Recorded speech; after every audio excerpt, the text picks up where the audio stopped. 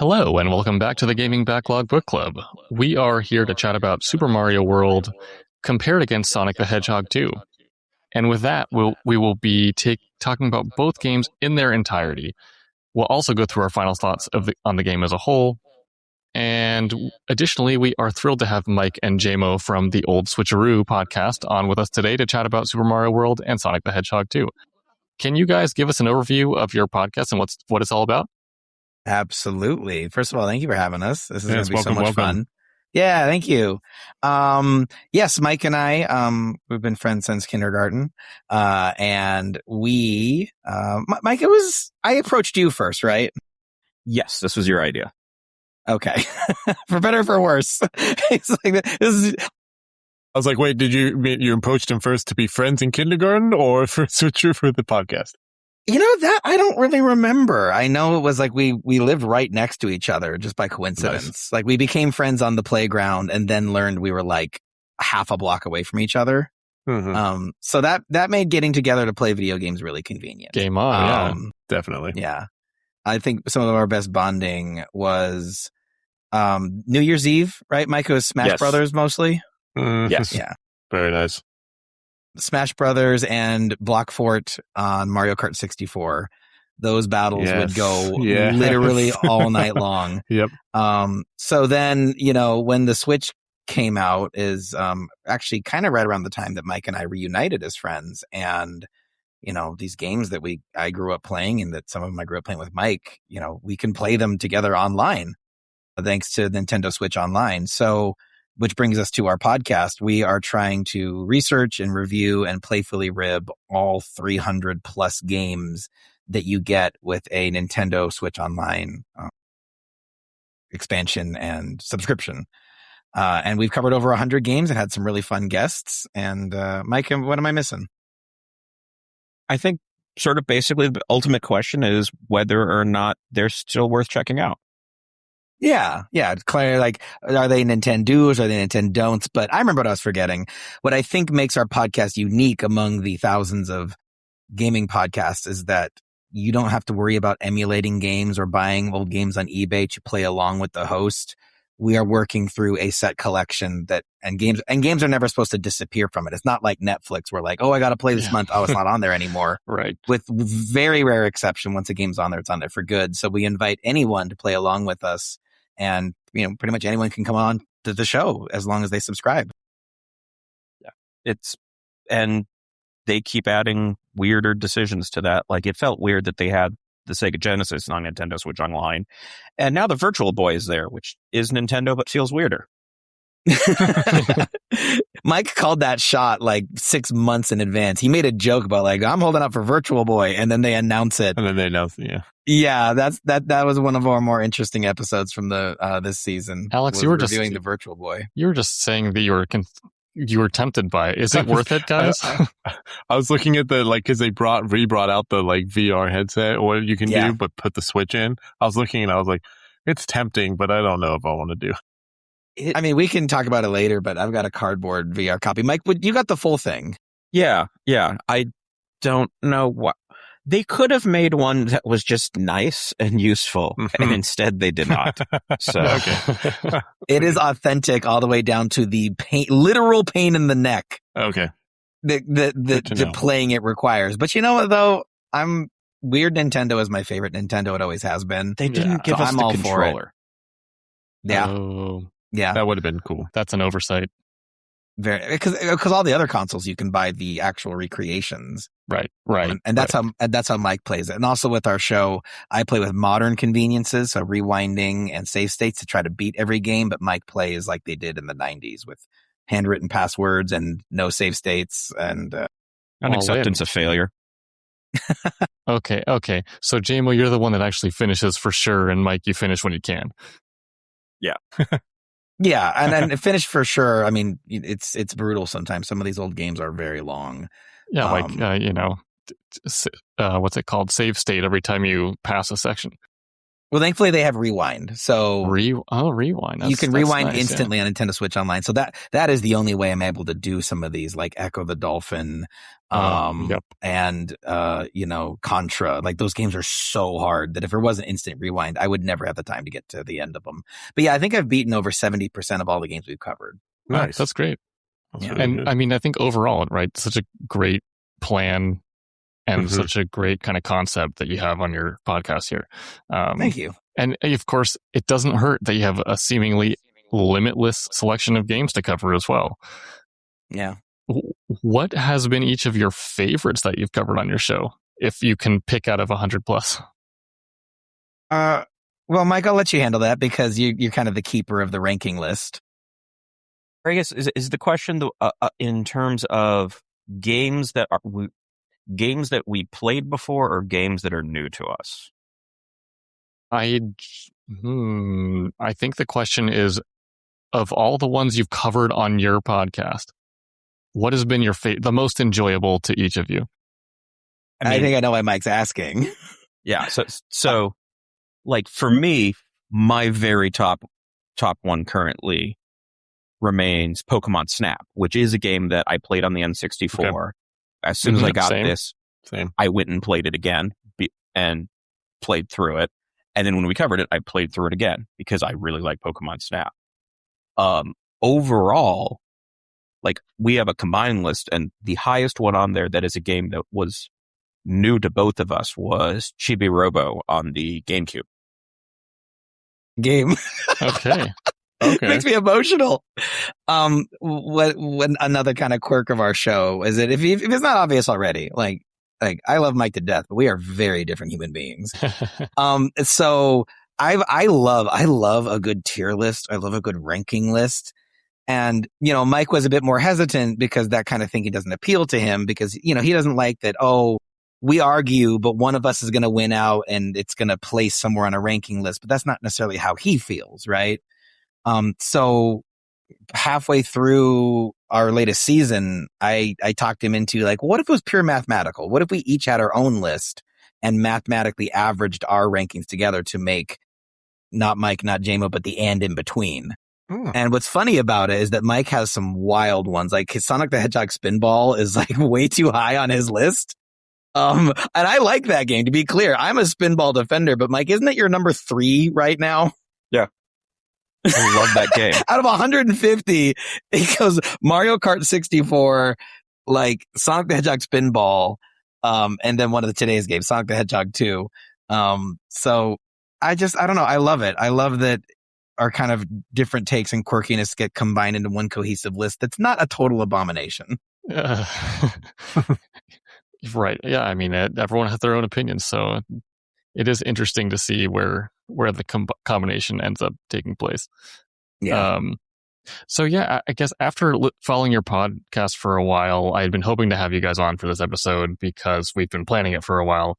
And because both of these games are obviously available through Nintendo Switch Online and it would be right up your alley. What are your backgrounds with these two games and the franchises they live within? Well, I mean, I was a Genesis kid. Same. Yeah. And so Sonic the Hedgehog was incredibly important to my family and my brothers and I. Like, Sonic is when Sega owners got to puff out their chests. You know what I mean? Absolutely. Because not there's with Echo so the many... Dolphin. Mike and I kind of liked Echo, but not. It certainly does not have broad appeal. But every kid who only had a Super Nintendo wanted to play Sonic. And every kid who had only a Genesis wanted to play Metroid and Final Fantasy and Kirby. And like, I feel like Nintendo had a lot more exclusive IP that made people jealous. Very true. So Sonic the Hedgehog 2 has been huge in my life. And then Super Mario World, I hadn't really sat down with it, extensively until we did an episode on it. With a friend of yours, right, Mike? Who was our guest for that one? That one we had Dempsey from the Overthinking Games podcast. Thank you. Yes. Okay. And that was really fun. But Mike, you had played some of them before too, right? Yeah. So as much as JMO talks about being a Genesis kid, I was basically an Atari kid that lived around the block from a Genesis kid. Okay. So much, and to be clear, that's like the 2600. I was a let me down system. Hand me down system. Let me down is not the quite right thing. Whatever. The Virtual Boy's a let me down system. Yes. Heyo. Possibly several of Atari's later systems too. So for me, Sonic was very much a thing that like I played it as his house, or I played it because Burger King had it back when they had Genesis set up there. So it meant like I was more familiar almost with the multiplayer such that it is than I was with single player playing beyond about like Chemical Plant. Like that's about as far as I could get at Jeremy's house in a go is as far as I really saw. Yeah. Love that though, because like the 2-player mode in Sonic 2 is not something that a lot of people have played extensively. So would you and your younger brother play it together at Burger King? It was the only mode that it had. Like, I don't know. Like, I think it was like set up where it was only on that. So even if it was just me, that was still what it was. That's amazing. And then Super Mario World, I clearly have played somehow in some fashion a little bit, because very early on, I knew to do things for about the first 3 worlds, and I don't know what exposure I had. It was one of those things where like, I know there's a thing here. I don't know why I know there's a thing here. And it doesn't go very deep in the game. I mean, well, I'm sure we'll get to it, but the map screen of Super Mario World, you can pick your path, and Mike knew to go left first. Huh. Yeah. I mean, you got some muscle memory from a moment you don't remember. We blocked it out. Some horrible thing happened while we played Super Mario World. Oh God, I hope that's not true, Mike. I mean, here's the thing. I don't know that. That's true. It just as easily could be true. But yeah. So Mario is a franchise that I have the familiar, as a broader franchise, the familiarity that comes with everybody that had Nintendo had something like that. Yeah. For sure. And not really playing any of them heavily until like renting an N64 and playing Mario on that later. Yeah, I want to say my first Mario experience might have been on Game Boy Advance. Actually, wait a minute. That was the GameCube era? No, sorry. It was everything on N64, but I think the first 2D Mario experiences I had were primarily on Game Boy Advance rather than the Game Boy, which didn't have as many, I think. I was wondering if we were going to get into that, because we talked about it when we covered Super Mario World on our show, but the Game Boy Advance version is interestingly different. Yeah, I don't think I've tried this. Like, I was playing the first Super Mario Advance, which I think is a remake of Mario Bros. 2, if I'm not mistaken. Yep. So I remember having that. Anyway, that's a whole other discussion, right? But okay, yeah, I mean, I think everyone has a similar experience. Most people were either a Genesis kid or a Super Nintendo kid. I was definitely in the Genesis side. Alex, you were on the Super Nintendo. Yeah, there you go.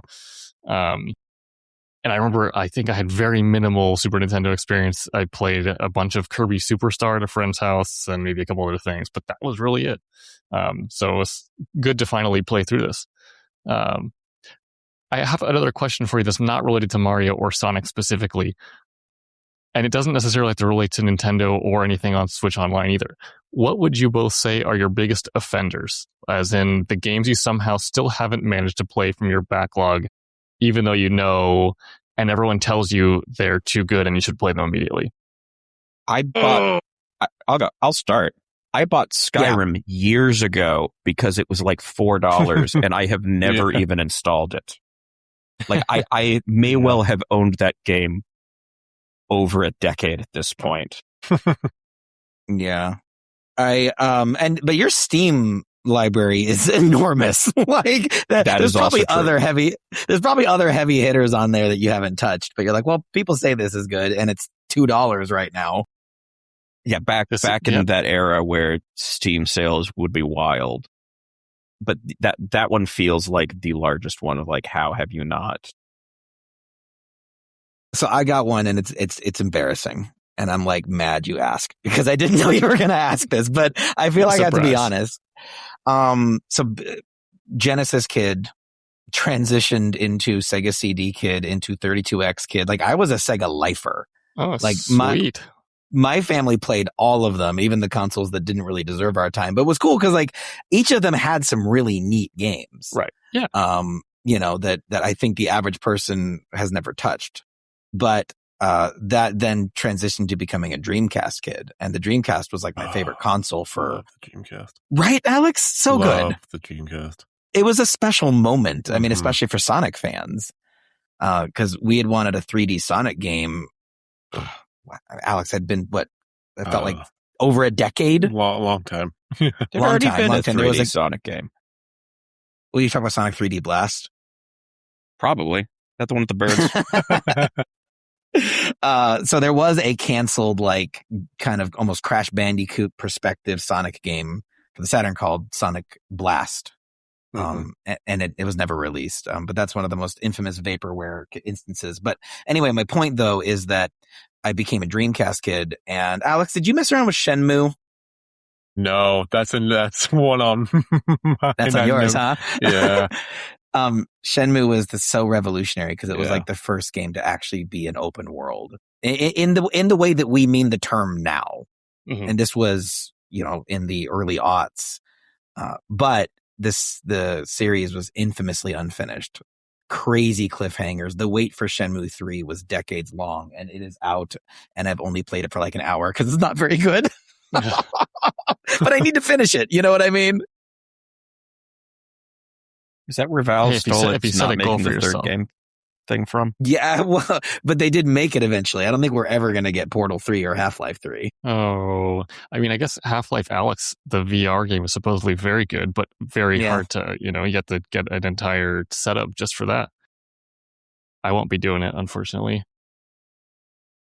There's a way where you can like stream your Steam library to a rival headset. I have a MetaQuest, so I might take the plunge and see if it runs well enough. Yeah, it's funny that you mentioned Skyrim, Mike, as well, because I've also had access for maybe 10 years to, I think, a PlayStation free version of it. Don't know which of the many, many editions, but the only version of Skyrim that I've played was about 20 minutes of the Amazon Alexa version of Skyrim. Voice command? Voice command. It's basically just, it's there's a very funny trailer for it or commercial that they put out for it. And I was like, all right, I'll give Skyrim a shot. Why not? And so is Alexa just describing it's almost like a radio drama kind of thing? It's like like an old Goosebumps choose your own adventure story, but as from Alexa. All right. Yeah. I'm into it. Yeah. I will say prior to our show, I feel like the fact that I'd never played anything from the Zelda franchise probably was the biggest shock to anybody else. Yes, I will agree with that statement, especially considering you're Nintendo themed and everything. Yeah, although please tell me you at least used Link in Smash Bros. At least one time. Maybe Ganondorf? I mean, I don't think I played a Smash Brothers that had Ganondorf. Oh, all right. But you played Melee. I think we played Melee a bit. Yeah. I remember specifically you preferred the original. As long as you've used Link, then you're in good shape. He has. We'll count it. We'll count it. Yeah, there you go. I mean, I at least I knew which one Zelda is, which I feel is something. My roots definitely are much more PC gamer than console gamer, because it was a lot easier to incrementally improve a computer to be able to play some games. Very true. But it's also, as our friend Riri yells from Twitch, she's one of Mike's best friends, and she's a Zelda streamer. And so she points out that it is actually kind of rare that Mike gets to play them in release order. Because pretty much the only people who've ever done that are people who are like old enough, to have actually done it in real time. Yeah. Yeah, but Mike has just somehow avoided it for so long that it's like he's back in time. Wonderful. Well, okay. Yeah. Thanks, guys. We set the stage here. Now, it's funny because when I first brought up to you about joining us for this episode, JMO, I think your candid reaction was something along the lines of, am I supposed to believe these are games that are in your backlog, as in you've never tried either of them? And yes, JMO, agreed. I'm still in shock they stayed there this long.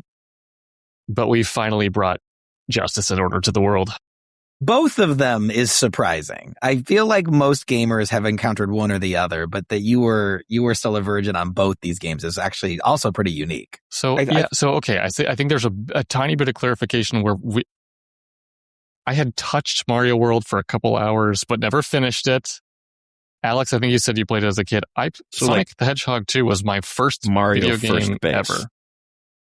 Mario First Base. Just touched. Look, nothing happened. We just touched. Mike's being Mike. Exactly. So exactly. You can't go. There's nothing to say. Way to make it weird, Mike.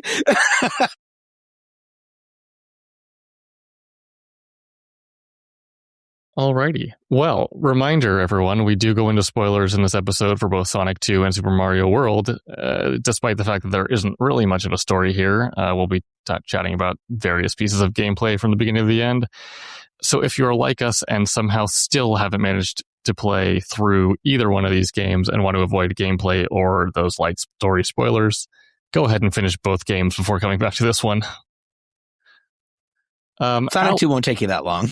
It really won't. We both did it in a day, I think. Both did it. I did it this afternoon. Exactly. Says a lot, but it was great. Alex, and Mike, did you ever reach the end of it? No. I haven't. There's a bit at the end that I find really, really tough, so I can get to almost the very end. Metal Sonic. Yep. But I lose all my lives right before there. Ew. Well, and then the no rings challenge at the end doesn't help either. Brutal. That was mine. All right, Alex, did you play, it sounds like, Super Mario World first? I did. I played Super Mario World first. Yes. Yeah, because I don't think you can squeeze in Super Mario World this afternoon after Sonic 2. No. So yes, let's chat about Mario first. And let me just start off by putting it out in the open that I am very, very bad at this game. I don't know what it is specifically, since I'm actually pretty proficient with precision platformers and enjoy the hell out of them, actually, especially some of the modern ones. But I really struggled to get a grip on how to control Mario here. Mm-hmm.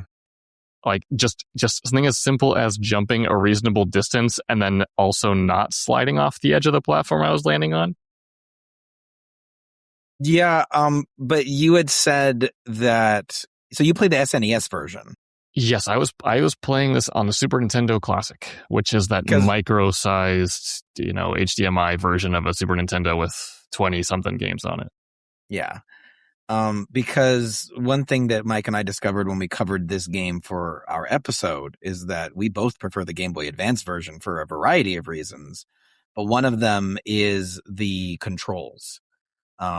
The fact that you utilize the shoulder buttons for running, I believe. Yeah, instead of using Y here, which is like putting your finger on two buttons at the same time. And that's okay. Yeah, it's not terrible. You get used to it, but the problem though is that you can't do the spin jump without moving your whole thumb. So the Game Boy Advance gets around that by utilizing the shoulder button. Yeah, so I also found the Super Nintendo version hard to control at times. And it's weird because like the trigger buttons were there on the Super Nintendo. They could have done the same. They really weren't used for much. Yeah, I read somewhere, and this could totally be 2026 fake news or something, but like I remember someone saying that like the durability of the shoulder buttons on the SNES controller were not designed for being pressed a lot. Oh. Yeah, which is why the devs shied away from it being like major functionality on a lot of games. Okay. I could see that. That makes sense, but then why put them on the thing in the first place? Well, I mean, if you got your map button or something. That's true. Right? Okay. But yeah, I now I want to play Game Boy Advance version, because Mario in this is just so simultaneously floaty but also heavy as a boulder somehow, and it really threw me off. Yes. And then even if I knew exactly what to do in a particular section, I would do things too fast and massively screw it up. But Mike, though, this is one of the ones you beat legitimately for our show. Indeed. Yeah. Although much of that relied on the fact that since I streamed this, at some point someone decided to put me out of my misery. In what way? I had gotten stuck on a level fairly deep in, forget which one offhand, where you have to, like, when you go across the level, there's like a couple different, like, you load into a couple different stages, and depending on what's happened in each of those stages, you get a different version of the next one.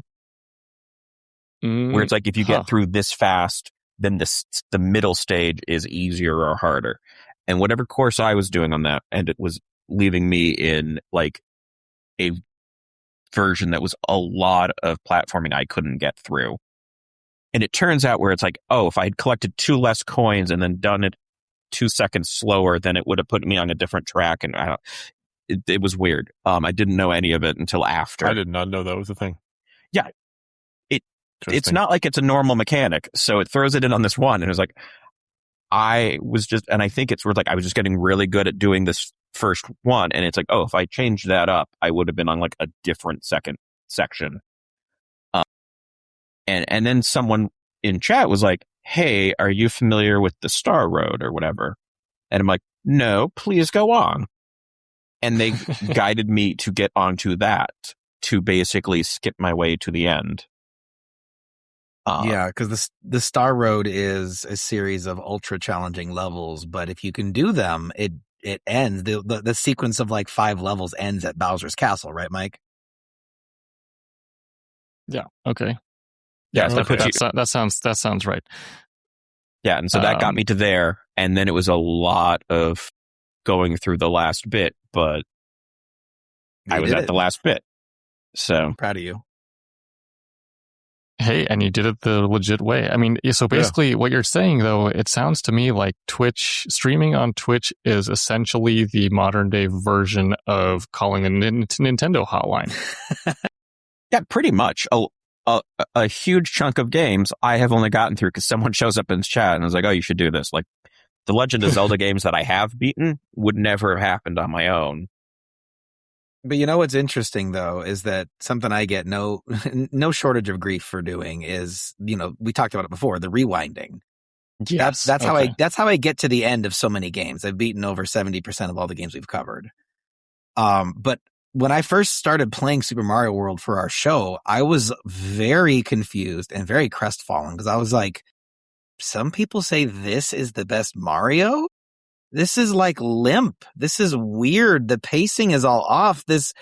I almost don't like this. And then I had this thought of like, is the rewinding ruining it? And it 100% did. These levels are so meticulously designed. That's true. To be learned and mastered that if you don't go through the process of doing it right, the fun is gone. Yeah. I mean, at the very least, now you can kind of meet that middle ground of not having to fully go like re-up all your lives by just putting a save spot or whatever. But the rewind maybe is a little overkill for some of these. Maybe. Yeah. Okay, that's a good perspective. Was actually one of the things that I liked about playing it as the Game Boy Advanced version was the spots that you can save are more common, and I think the checkpoints might have also been slightly more generous. So it was, for me, just a little bit more forgiving. So I was still redoing a lot, but it wasn't that sense of...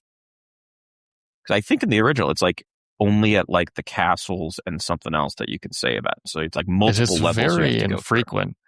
And you have to, either know where they are or go back to a secret room to get more one-ups. So it's pretty grueling if you just go all in the OG way. But the Game Boy Advance one, though, it goes even further than what Mike mentioned. The checkpoints in the levels, you can go from the map screen to the checkpoint. Like your checkpoint saves. So once you get halfway through a level, you don't ever have to do the big first half ever again. And it's like, that's really generous. That's what modern games are. You don't replay things in modern games. You kind of brute force your way to the end. And you can do that in Super Mario Advance. Super Mario Advance 3, Super Mario 4, I think is what it's called.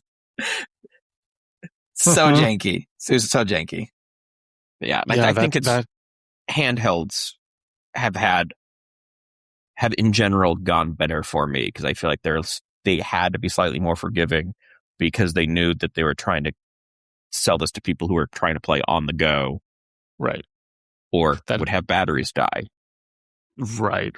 This is a good point. Yeah. I think there's just nothing that kills my soul more than proving that I can get past this section 50 times and then, you get screwed up a second later because there's something off screen that shoots you. Yes. Yep. But I think also some of my best moments in this where just sheer gaming instinct takes over and you just make it through a stage by sprinting at full speed and just jumping. Yep.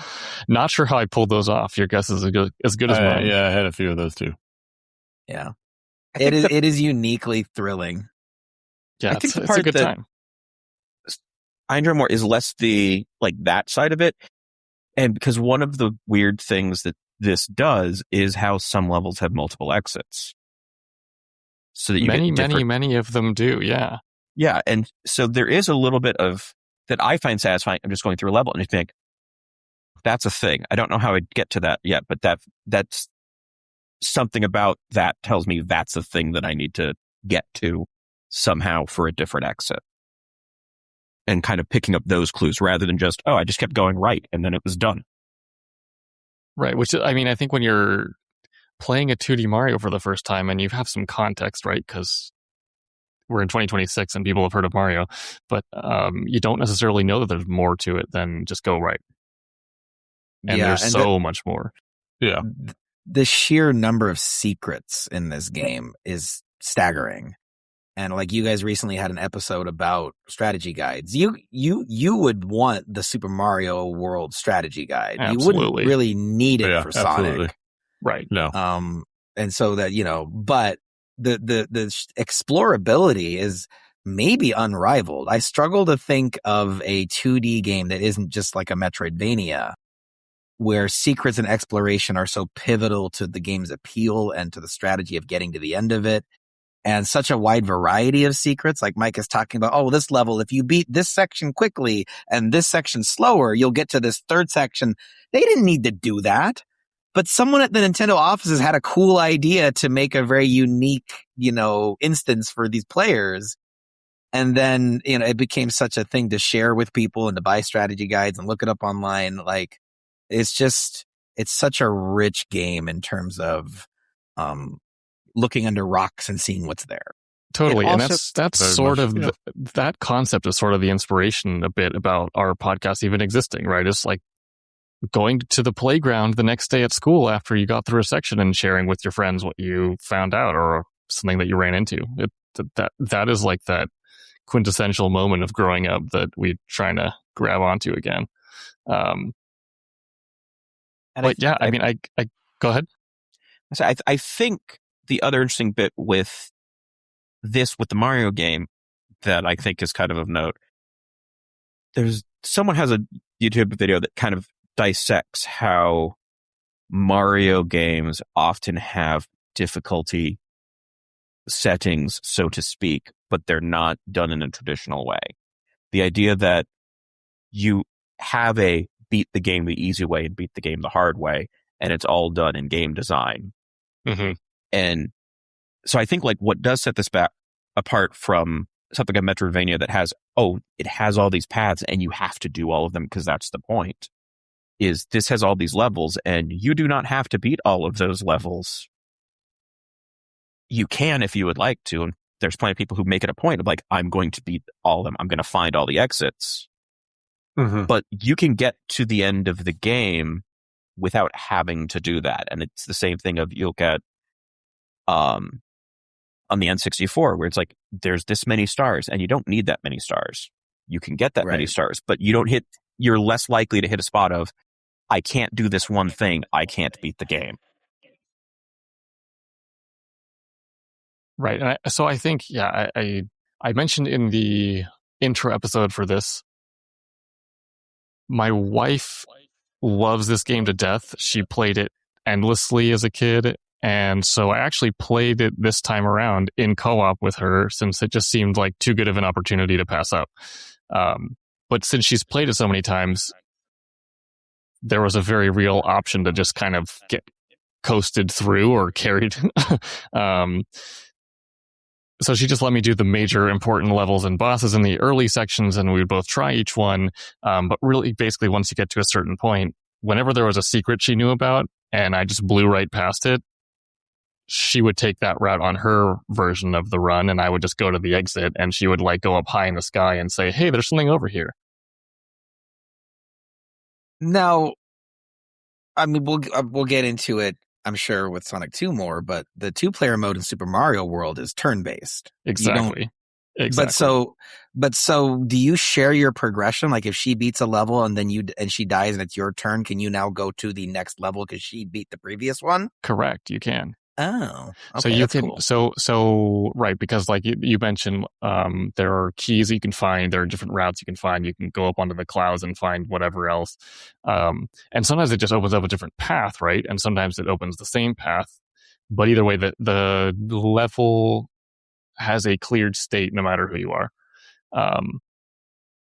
Do you switch when someone dies or when someone beats a level? Either one. So you die, it switches to the other person. You beat the level, it switches to the other person. So I mean, yeah, it's well implemented, I would say, because it was always, back in the day, like your little brother wants to play, well, just give him the other controller, he'll die in 2 seconds, and then you gotta keep going. So they did a fairly good job with it. I have a bit more commentary on that when we get to Sonic 2, but it does the job here. Yeah, that's cool, because I feel like a lot of turn-based 2-player modes sucked, because if someone was good, you're sitting there for 40 minutes waiting for them to die. And then, oh my God, finally it's my turn. But that they switch players after every level, I think is actually a very subtle but interesting, different way to do it. Like Ghouls and Ghosts 2-player mode was not that clever. Yeah. I mean, I think you have the benefit of it being Nintendo. You have the benefit of being Mario. They want everyone to have the fair shake at it. And, but so, hey, I appreciate it, because otherwise I would be telling you about what I saw in Mario World instead of what I played. But yes, so my wife would just basically go off into the distance treasure hunting, and I would just keep moving along the standard, regular, boring levels. Boring, by comparison. But, by the last couple of worlds, I was really just content doing those main progression stages and repeating them 20, 30, 40 times until I passed. And then she would be off doing like 5 Star Road levels at the same time. None more righteous. Yeah, good stuff. Alex, how did you feel about the sort of the progression and the difficulty, honestly? Yeah, the difficulty. Definitely not as young as I used to be. And I will, in a nice way, say I told Mario a lot to lay off the pizza. Poor Mario. I was, yeah. I'm not gonna lie, I have not been this frustrated in a game in a long time playing it. It really hit me of, like, damn, this was a lot harder than what I remember. This is hard. Did you stick to just Did you stick just to like the normal route, or did you try and use the Star Road? I unlocked the Star Road, but I tried a little bit of a level, and then I was like, nope. And I went back, and Andrew can attest to this. I went back. It was in the Illusion of Forests, or whatever, where I unlocked the Star Road, Forest of Illusions, whatever it's called. And I was kind of stuck because I had to get a secret key to move on to open the path down to the next area. And I wasn't like Super Mario. I didn't have the cape. So I had to like replay a level. And luckily I was playing on the Super Nintendo Classic. So I like replayed, and like the second I got the cape, I would just hit the reset button on the Super Nintendo Classic, hit a save point, like a save state, and then play through the level. And then whenever I got ever a little bit further, I I just save stated it every like little bit so that I can make sure I got to that point with it so I could get the key. But well, this will drive you nuts then. The Game Boy Advance version, you have like a little inventory of items. So if you're like, oh, I need the cape, I don't need to go back 20 levels and play the level that had the cape in it. I can just open my menu, equip the cape, and dive in. Wait, I think it would also let you leave a level. So you could go into a level, grab it, and then leave. So I had levels where it's like, that would have been I'm going back to that level, get what I need, and exiting this level. Now that is why they invented the term quality of life enhancements. Yeah. Jeez, that's crazy. And you also Mario get to hear talks. Mario. Yeah, same thing. Sorry, Mike. I don't know how I feel about that. Oh no, you don't like it? It was still Charles Martin Day though, right back then? Yeah, What was that it had for to have him? been. Yeah. Yeah, I mean, just obviously it sounds like it got much better for the advanced version, but the Super like Nintendo version was just for such a supposedly family-friendly franchise. This is like bang your head against the wall difficult. I was not speaking family friendly for most of the time I was playing through it. Let's just So here's again where the benefit of playing in co-op. My wife very early on in the Donut Island unlocked this secret room that basically just had 5 blocks in it. It had a Yoshi, a mushroom, a fireball, and 2 feathers. And so it was a long hike to get back there from the end stages, but at least I could re-up on things. And if you got all the items and a Yoshi, you could go back in as many times as you want to get 1 up. So I would just go and like leave the room, come back maybe 20 times to pick 20 lives up and then go back and try again. And then there's also a collectible that's being tracked, these dragon coins, these coins with Yoshi on it. The We haven't Yoshi even really coins? talked about Yoshi. Yeah, the Yoshi coins. And the Game Boy Advance version, it would display when you go from map to map, it would show you how many of the coins you'd found and like which one you'd missed. So, I never figured out what they were doing. What do you get out of the Yoshi coins? That's how Just points. No, it's how you unlock the different color Yoshis, I believe. Oh, is that what it is? I don't. Yeah. I don't remember what they did. Pretty sure it's the different color Yoshis because at the very first part of the game, before you go right or left to level 1 or 2, if you just press go into that level, you visit Yoshi's house. Yeah, and it's empty. There's no Yoshis. But yep. as you unlock more Yoshis, you'll get all the different colors. And the colors have and they have different abilities. Like they can breathe fire, or they can fly, or they can do like this weird stomp attack. I didn't use those, but I saw it happen. I didn't. Yeah, it was the gold shell is the like heavy Yoshi that stomps, and the blue one flies, and the red one spits fire. Yeah, those are convenient. Yeah, I didn't get a chance to use them myself, but I saw it. Same. But speaking of Yoshi, I definitely have a newfound love for the guy. It's obviously between Yoshi's Story, Mario 64, Mario Kart 64, and the first Mario Party and the first Smash Bros. I always thought Yoshi was pretty cool, but just how versatile and his sheer usefulness in Super Mario World is ridiculously valuable. Like he can walk on, I don't know if it was spikes or something else, but he can just walk on it like nothing. Then of course you throw in the like eating enemies, picking up items, spitting fire, the flying, like, or just not the to meat love? shield. Just the meat shield. Yeah, you get an extra hit out of it. Yeah, that's huge. Yeah, it is. The dragon coins are extra lives. Okay. Oh, Well, I guess if you're just trying to 100% the game, some people want to get them all. Also, just like I need extra lives, I die a lot. Yeah. yeah, right. Yeah, right. that was me. Important. Always good to have. Yep. I will say I'm honestly in shock of just how many of the enemies and characters that appear across so many 3D Mario games, and even more commonly in Mario Party, and especially now in Mario Kart World. Like this whole franchise has so many obscure characters, but I'm surprised at how many of them appeared here in Super Mario World so long ago. Yeah. And obviously many originated back on NES as well, but some of these, like the dolphin, I don't think I had seen that before Mario Kart World. Well, here's a fun factoid about the dolphin I learned for researching. They made it so that when the dolphins were, when the game was localized, when Super Mario World came from Japan to the US, they removed Yoshi's ability to eat the dolphins because dolphin preservation was very big in the 90s. But in the original Japanese release, Yoshi could eat the dolphins.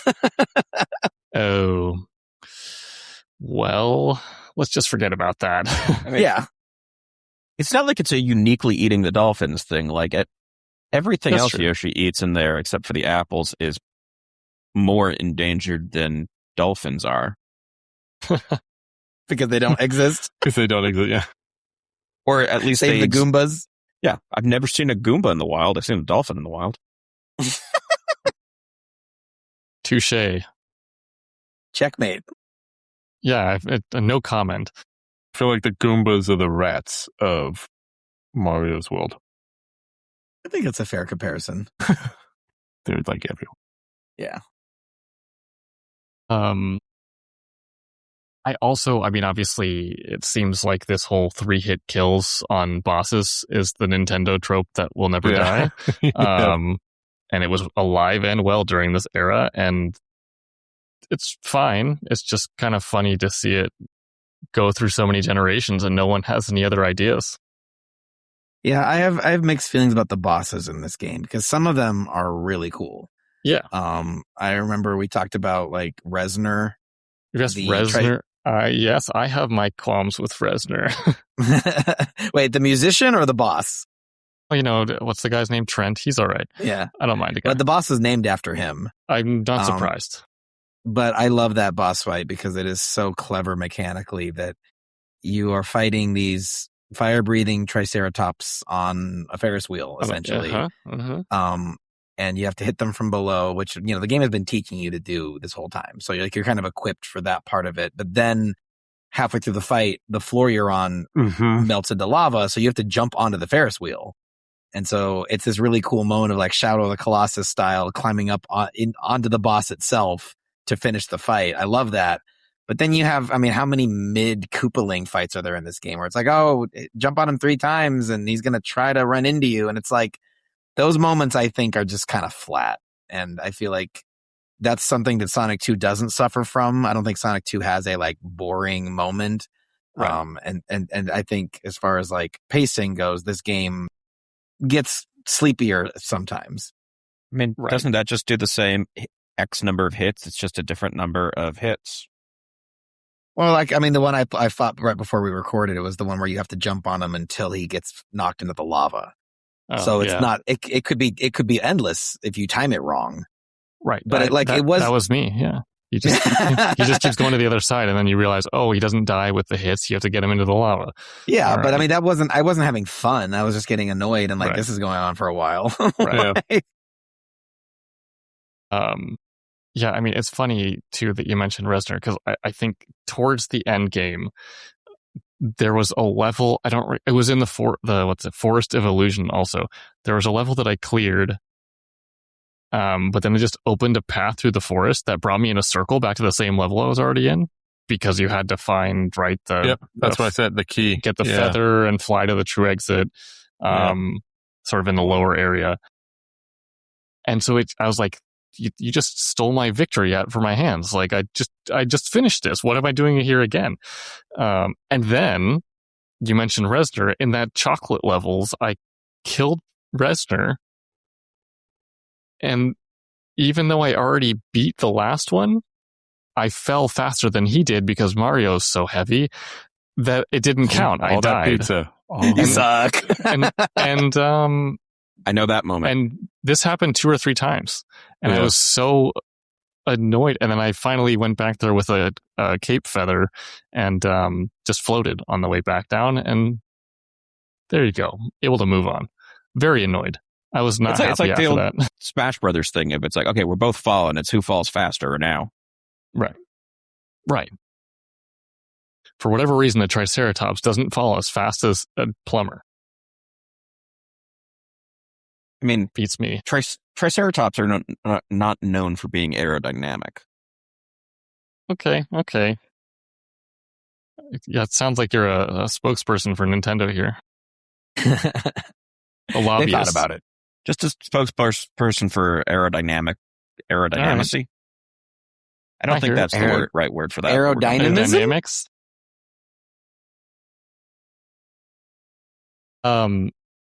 Did you all have a favorite level or part of the overworld overall? I mean, I think something that the game needs credit for is the variety of level types. It's like this one's scrolling up. This one is those dang haunted houses where I'm constantly stuck and looking for the secret doors. Yep. I was going to say that those are some of my favorite levels, was those Boo levels. Yeah.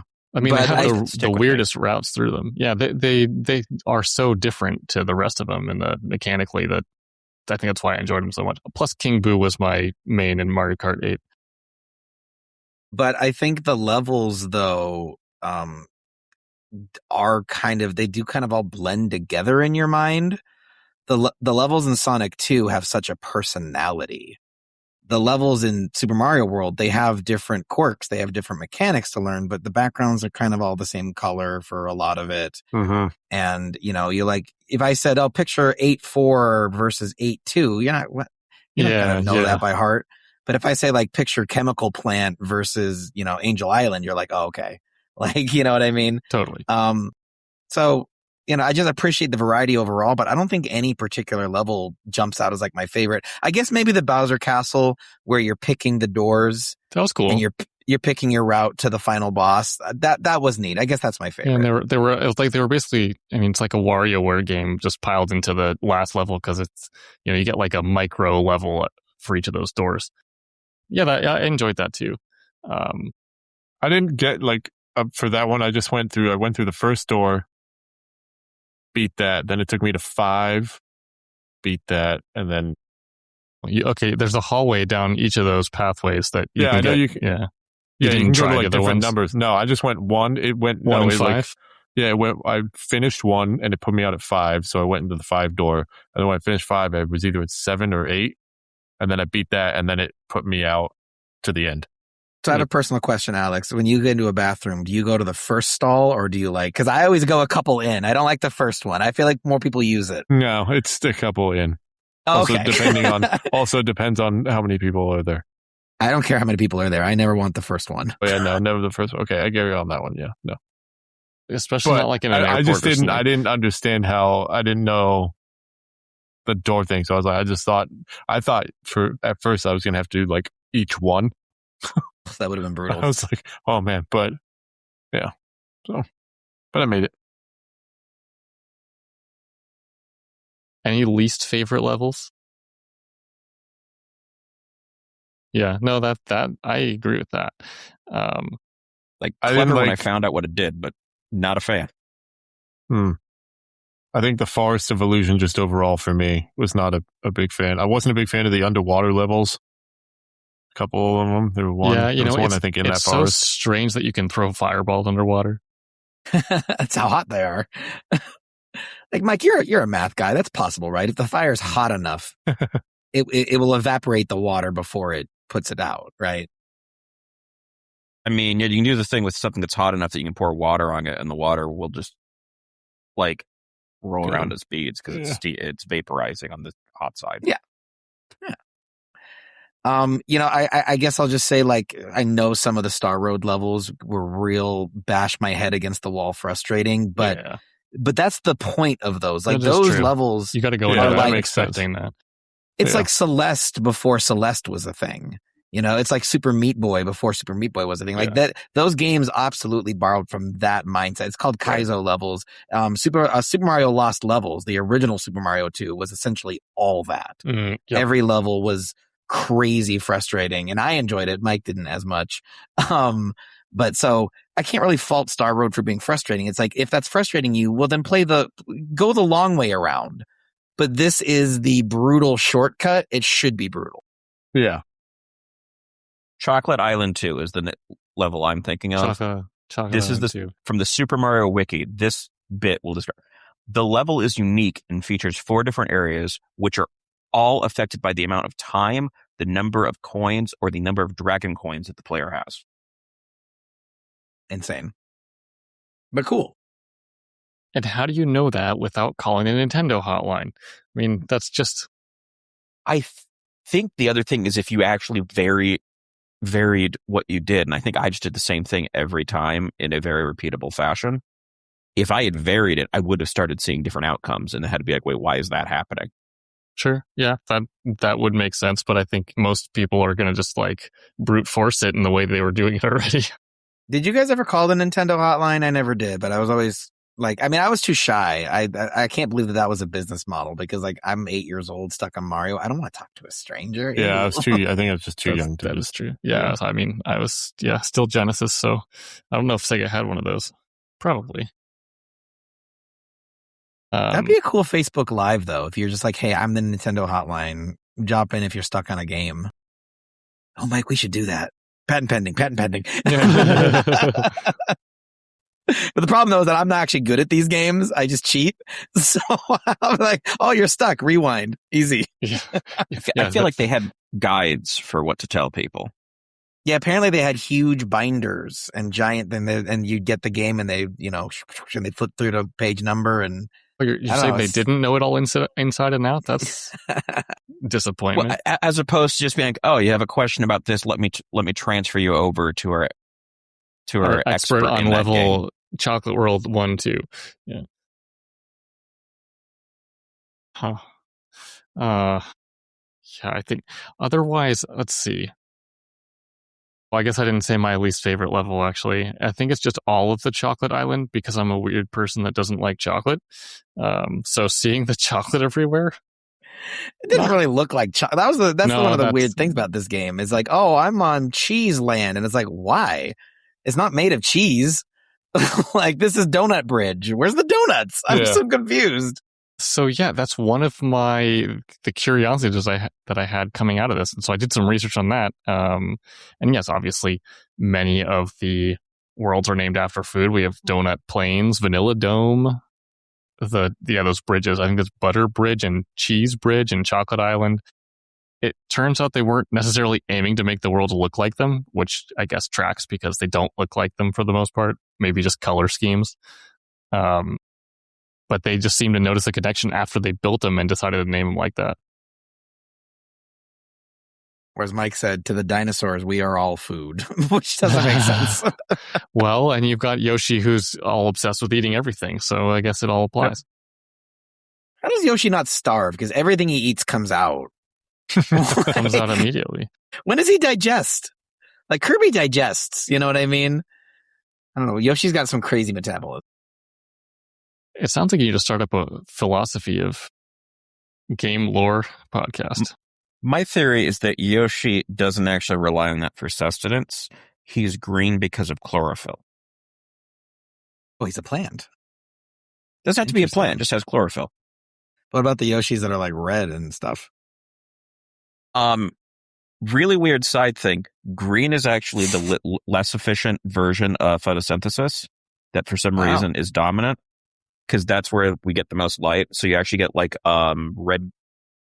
red algae, which absorbs green light. I want to say I've actually heard that before. I'm really annoyed you had he's just perfect rebuttal to my joke. The most obscure thing you could possibly come up with, and it was there. Yeah, he knows it. What I lack in ability to platform, I make up for in obscure science. There you go.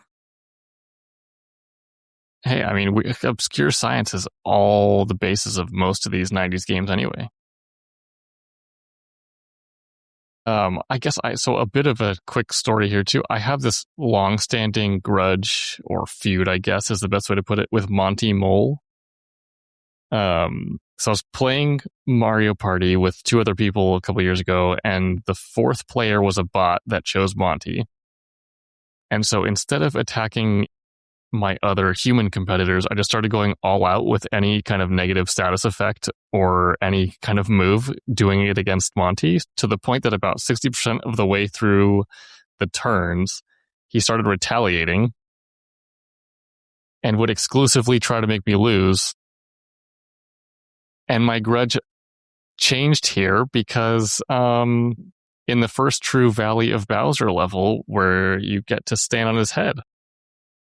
Oh, yeah. And just cruise around in those tunnels. Cruise around, yeah. And he's wearing sunglasses too. I've completely turned a new leaf here. So you're pro mole? Pro Monty Mole, you just can't hate something like that.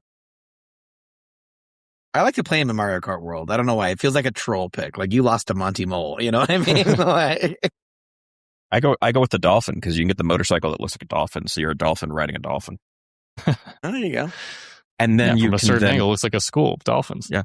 Oh, especially if this is totally off tangent, but I'm sticking with this. If you switch the items to just be the one that changes everybody into a specific racer and then play on the right levels, you can turn everyone else into dolphins as well. And it's weirdly satisfying. It's like a school of dolphins, right? Just yeah. I have like a 3-item combo on there that is super fun and utterly ridiculous because I think it's that, the bullet bills, and then giant, and those are the only 3 items available. Well, what we need to do is we need to each pick the dolphin on the dolphin, do 4-player split screen, right? And then you say, I'm seeing double here, 64 dolphins, right? Did I do the math right, Mike? If it's 2 dolphins per, never mind. And then you have a hell of a callback to the N64. There you go. All in all, while we are comparing this to Sonic 2 for this season, I feel like as another Nintendo game, I much prefer Donkey Kong Country over Super Mario World. For me, at least, it this thing you said with the levels, right? And like, I think I really noticed it when I was watching, not playing, but watching the Star Road levels, and they all looked so visually similar to just the other levels around. And I was hoping it would be something more like Rainbow Road, themed or anything like that. And I think Donkey Kong Country just has more character. It's just more fun to me personally. I guess that's blasphemy to some people, but probably to most. Well, Donkey Kong Country is more similar to Sonic 2 than it is to Super Mario World. It doesn't have as many secrets, visually very appealing, but a much more straightforward experience. That's a good point. Yeah. Yeah, maybe I'm more into the visual aspect of it than the actual gameplay. I think my final comment, I guess, around Super Mario World for the moment is that, you get to the final boss. It's Bowser, of course. Who would have thought? And, after that section of 2 hallways full of doors, you get to Bowser, and it's kind of an odd fight. I expected to walk in and fight him kind of face to face with fire breathed into my face. But instead he just flies around in a little Alice in Wonderland teacup with the helicopter propeller that Bowser Jr. uses in Smash Bros. And then flies around throwing wind-up Koopalings at you to throw back at him. So he's just this big tough guy hiding away in the sky. Well, it's very reminiscent to me of Dr. Robotnik. That's true. Yeah, that's true. I get that, yeah. Which is probably the best comparison between the 2 games we can even have. Yeah. But I mean, yeah, I like that fight. I think there is some clever tension to the fact that like your enemies, he's throwing monsters at you that come at you at ground level while he's flying above you with his propeller. So you can't jump too low or too high. You really have to thread the needle to avoid them. And then I also love the mechanic in that fight where Peach is like, she's been kidnapped, but she's still on your side. So every now and then she'll pop out instead of Bowser and throw you a power up. So I think definitely enjoyed those power ups. Yeah, it's like keep them coming, Peach. But I just feel like storytelling wise, mechanic wise, I think it is very neat. Even if it doesn't feel nearly as epic as the fight against Bowser in Super Mario 64. Yeah, that's a good point. But I guess, with time they evolved it even more, so I can give them credit there. Okay, let's do a little transition here. So, before chatting about Sonic 2 specifically, I had mentioned last time about playing a bit of Sonic the Hedgehog 1 in preparation for this bottle season. So after I finished Super Mario World, I actually went and finished Sonic 1 just for fun. And also because it's kind of short. And also to see a bit of the evolution from 1 to 2. It's a great, fun game as well. I guess you would call it a proof of concept of sorts, since it's the first one in the series. And still totally worth playing since it's fairly easy to have access to. It's not on Nintendo Switch Online though, which is strange. So strange. Nothing it on is there makes available. sense. There's definitely some weird omissions to the service. This is, I think, one of the strangest, and I fear it'll never be resolved because I don't know if they're going to keep releasing Genesis games as part of Nintendo Switch Online. Ever since they rebranded the service to Nintendo Classics, they have not released a single new Genesis game. So it's been over a year, and they're not hinting that more are coming. And there's some really classic ones like the original Sonic that are strangely absent. I think it's because Sonic Origins was releasing around the time that the Sega Genesis app was released for the Switch. And that one has the 3 original Genesis games. It has Sonic CD. It has a bunch of Game Gear titles. And so I think they're like, well, we don't want to give people a way to just play all these without buying our game, but we also can't have a Genesis app with no representation. So right, you can't have a Genesis app without a Sonic game that's one of the mainline ones. So exactly. So I think they picked the one that they felt best represented the series. Okay, well, it's a shame, but I suppose it makes sense.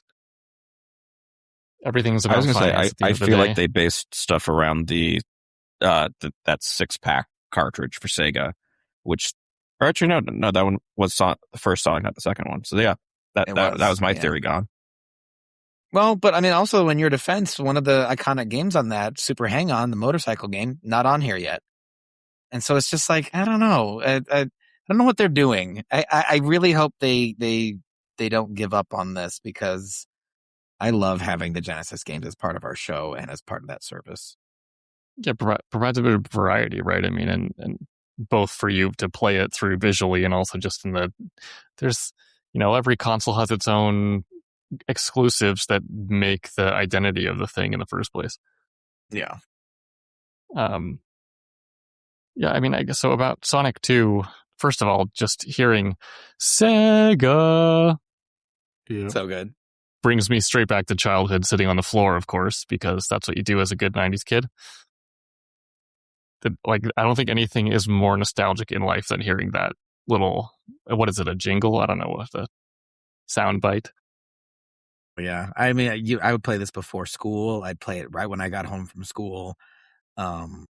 Yeah, definitely a lot of happy memories of sitting on the floor in a semicircle with my brothers and I, all playing video games. And this is definitely a big one in the rotation. Yeah, absolutely. And it's just too good. I mean, I think after finally finishing it, I just have even more appreciation for it now. And like looking even just at the difference between 1 and 2, because I played them back to back, like Sonic 2 evolved from Sonic 1's one-button control scheme in just like a very simple way that made a huge difference. You're referring to the spin dash? I'm referring to the spin dash, yeah. Yeah.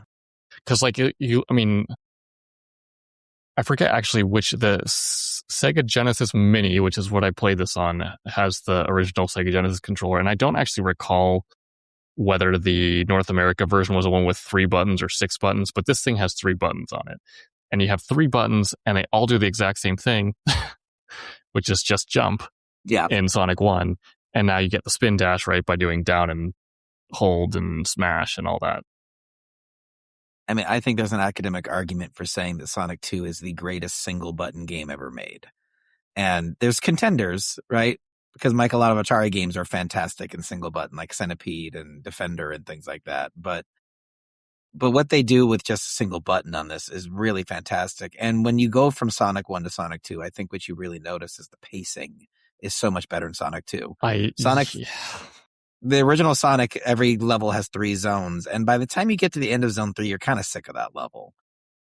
Sonic 2 was wise enough to make it Zone 1, Zone 2, and a cool boss fight. So you really zip through this one at a satisfying pace, which serves the speed of the character. For sure. You get instead of the 6 zones with 3 acts each, as you said, there's the 11 or so maybe it's 9, somewhere between 9 and 11, where you just have 2 acts, and except there's the city level towards the end that has 3, which bothered me because again, after just playing Sonic 1, I was like, why are we going back to 3 acts? This is wasting my time. Wasn't one of those supposed to be like some other weird, questionable level? What he's referring to is that there was the Sonic the Hedgehog 2, the development was very challenged. And very quickly done, as I recall. Gotta go fast. Well, part of the reason they had to do it so quickly is that, it started as an American project and they realized the production was troubled. So they brought in Japanese staff, and none of the Southern California staff spoke Japanese. So there are these 2 groups of developers, and it's sharing an office, who could not communicate with each other, but were supposed to collaborate and get this game done. And so what ended up happening is that almost everything the American devs did was scrapped in favor for what the Japanese team put together. But one of the only exceptions is that one of the levels from a zone called Genocide City, from the American version, that's the name, Genocide City, which horrifying, but also kind of metal. I think that is kind of a sick level name, as awful as it is. But put it in Doom, though. Exactly, yeah. But they took the level structure and stuck it in the end of Metropolis. And as my brother, so Sonic 2 is my older brother's favorite game of all time. And he points out that one of the final levels having 3 zones really adds a level of like, okay, we're almost at the peak here. This is really grueling, but we're in Robotnik's stronghold. So this feels more arduous, and that's good for pacing and storytelling. Disagree. That's a great point, but it's still annoying. Yes, it is. Yeah, I think around some of those levels are also where it starts to really go to like now I'm just like waiting for. It feels like the pacing of Sonic movement slows down. I think it's those levels that start to get a lot of like slowly moving up, with the nuts that and the star use. Yes. Yeah, the elevator system where you need to run along a nut to make it wind up the bolt, which is a cool visual. That's a cool visual. Yeah. But it's the slowest elevator ever. Yeah. Yeah. When you do it once, the first time you're like, oh, this is really cool. And then it's just miserable. Especially when it doesn't register that you're right in the, you're not necessarily in the exact center. So it launches you off instead. Well, and as Mike discovered the hard way, so we asked this on our show. One of the neat things is that this game introduces Tails, right? Whereas Super Mario World has Yoshi, this is Sonic and Tails. And it's 2-player simultaneous, which is amazing. Or 2-player versus simultaneous, which is, I don't think as cool, but still fun. But if you don't have a second player, you can go in the options and play as just Sonic, just Tails, but the default is Sonic and Tails, and AI is controlling the second player. It's basically just it's a mirrored, not a mirrored, it's a delayed input of what you just did. Yeah. It's kind of like the shadows from Ninja Gaiden 2, Mike. But as Mike discovered, the AI Shadow didn't show up in the Sonic games till later, right? But anyway, the AI partner will set off these remote mines in Metropolis Zone, and so Mike was getting hit for things he wasn't doing. Like, you kind of need to turn off the AI to not have that issue in that level. That is one of the only parts of Sonic 2 that I think was just badly programmed. Which I think that was a suggestion in the Discord for this as well, wasn't it? It was. Definitely to turn off Tails for if you're trying to go for all the Chaos Emeralds. Turning on Tails is fun too, but that's a different genre. So very plentiful one.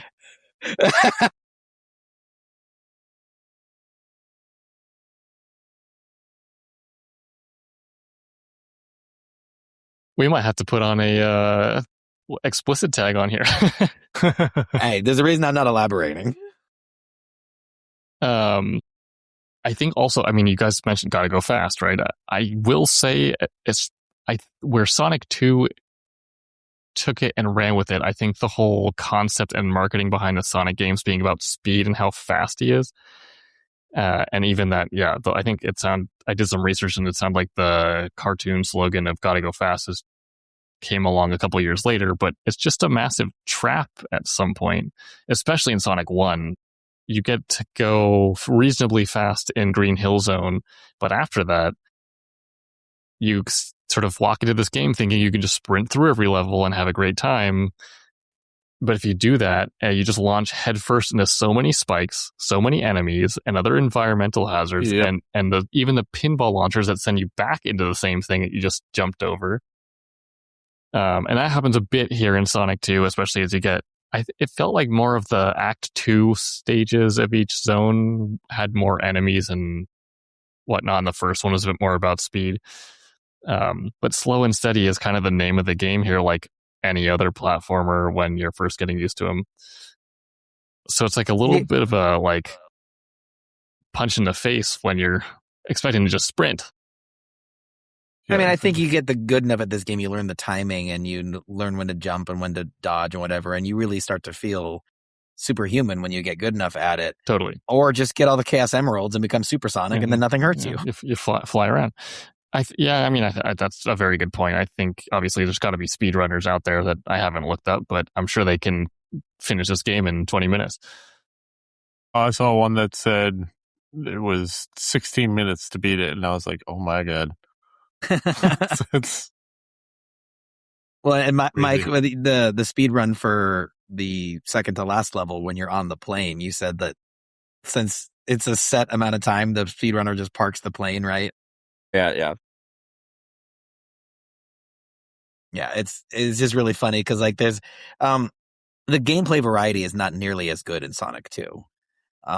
You have bonus stages which are cool in 3D. You have the 2-player versus 2-player co-op, but as far as level to level, there's not like the different mechanics coming into play like you see in Super Mario World. But one of the exceptions is the second to last level, the iconic Sonic riding on top of Tails' biplane. This was the first game to ever do that. And this was, actually that was my favorite level of the whole game. Really? Really? I hated it. I mean, okay, I'll give an honorable mention to the Casino Night Zone for the visual variety and the pinball. Despite that boss's pinball fight being somewhat annoying. And the music. But I really liked the Sky Chase Zone. I don't know why. It's something about platforming while on a moving plane, and visually it's kind of cool. But Alex, I think this kind of reminded me a bit of the airplane levels in Cuphead as well. In Cuphead, yeah, I did not like those levels either. Alex, do you like flying in real life? No, I'm not a huge flyer. I don't like to fly. We cracked the code. Yeah, and meanwhile, I enjoyed being on a plane for a long time. Yeah, airport was the best thing because it means you're going somewhere cool. I think I did appreciate that other games could have had it that you can easily fall off that plane. I think you didn't in this. No, yeah, Tails was just always below you. It took me a while to figure out that I could move all the way forward and then it moves the plane. I thought if I went too far forward, I was just going to fall off. So, yeah. Yeah.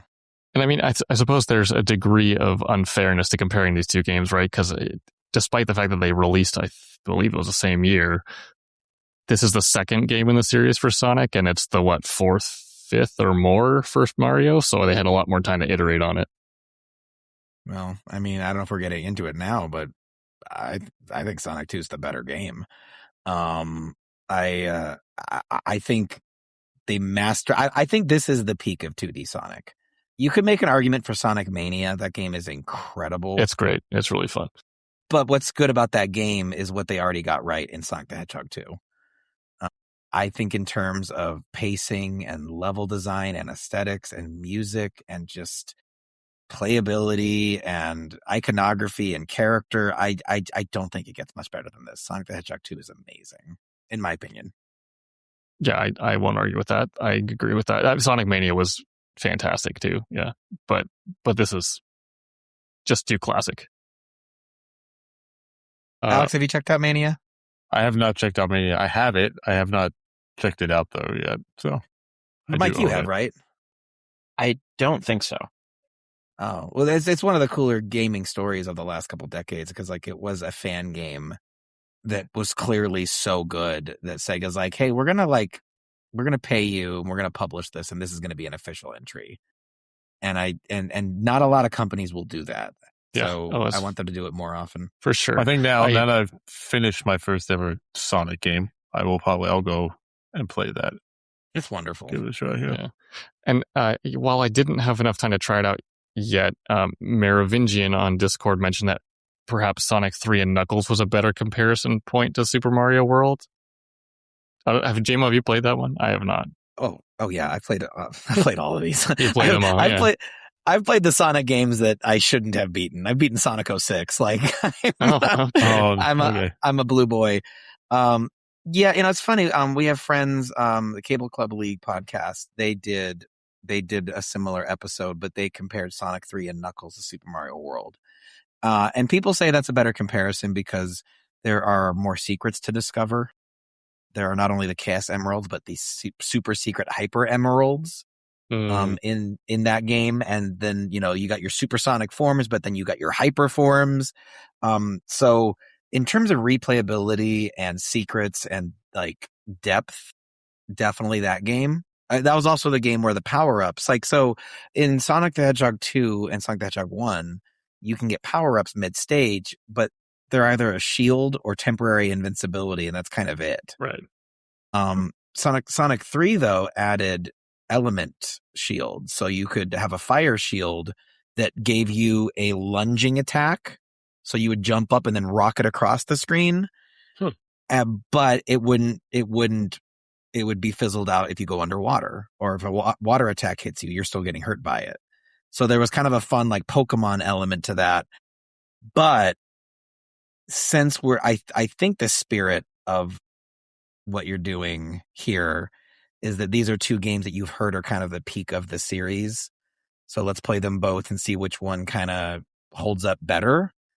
And I think Sonic 2 is the better game. Even though it is simpler, I think the pacing is better. The levels are more iconic. It's my choice. Yeah, I mean, that's a very good way of putting it, right? I think both peaks of their series, but also I think this was just some of our first gaming experiences of life, and figured it was a good time to go way back in time and see what it was actually like without the with the rose tinted glasses. What's the phrase? Doesn't matter. Rose tinted contact lenses. There you go. They're modernized. They're in there. But yeah, I think, after all of that, my vision now is framed by rings and loops, loop-de-loops. Just a lot of Sonic in very few number of hours. Yes. Yeah, it was. I guess you can't really go and talk about Sonic 2 without talking about Dr. Robotnik either, which he's the boss of every level. He's got so much just like sass to him. And it's interesting. So growing up, I guess, or thinking back about it, Dr. Robotnik is the English name and Dr. Eggman was the official name in Japan. You can correct me if I'm wrong there. And now they're just interchangeable because Robotnik is basically now uses his true last name and Eggman is the derogatory version. Yeah, they kind of retconned that into being part of the canon. You're right. Originally Eggman in Japan, Robotnik in America. And I believe it was Sonic Adventure was the first game where they merged the two. He introduces himself as Robotnik and then Sonic's like, whatever, Eggman. And then that's just the name from now on, which is interesting because he builds an evil theme park and called it Eggman Land. So it's like, he's so spiteful. He's like, yeah, I'm going to own this so much. I'm going to make theme parks out of the cruel name you came up for with me. He's going to run for president one day. Like, he's just like very, very determined and very spiteful when people tease him. But productive. You gotta give it to him. No, and this is another edge I think Sonic 2 has over Super Mario World. I love the Robotnik fights.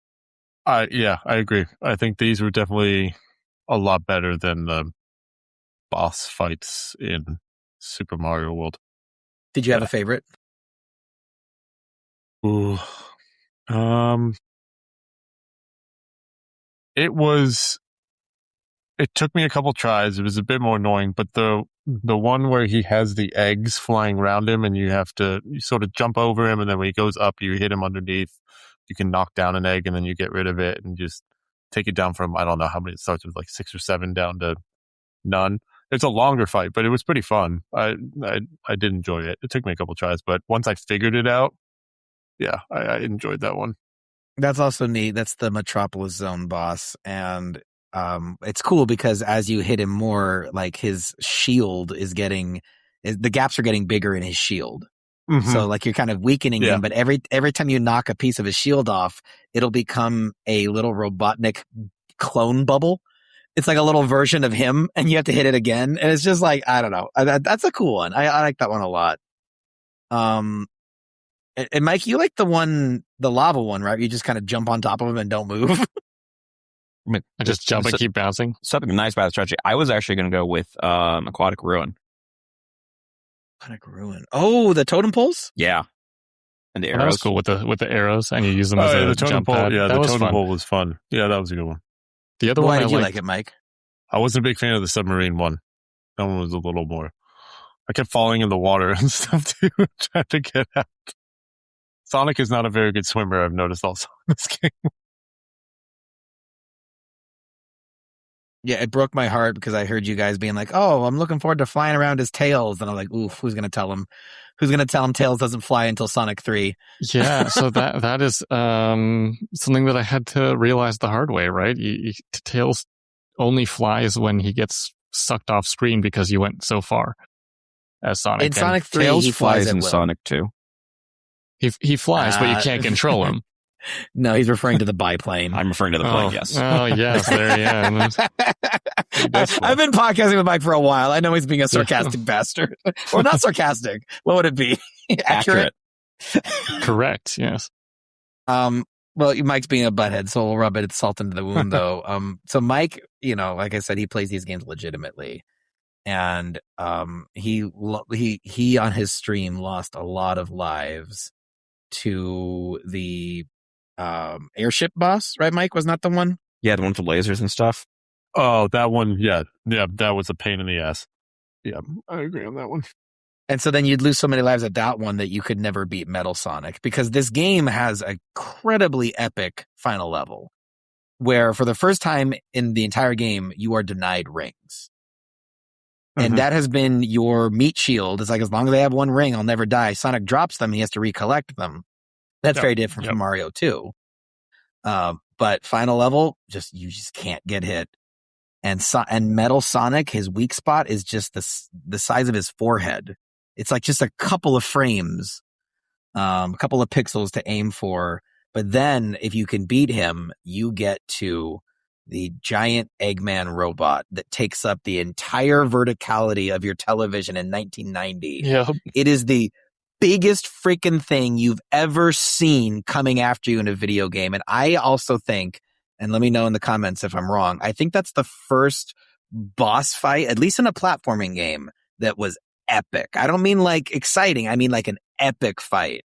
I love the final level, Death Egg. Yeah, it's just a complete culmination of every weird gadget that Robotnik has built this entire time, and then you just fight him, but as a giant robot. And then the music is so good, and at this point in the story, Tails is shot down, so even if you're playing 2 players this entire time, it's all up to Sonic.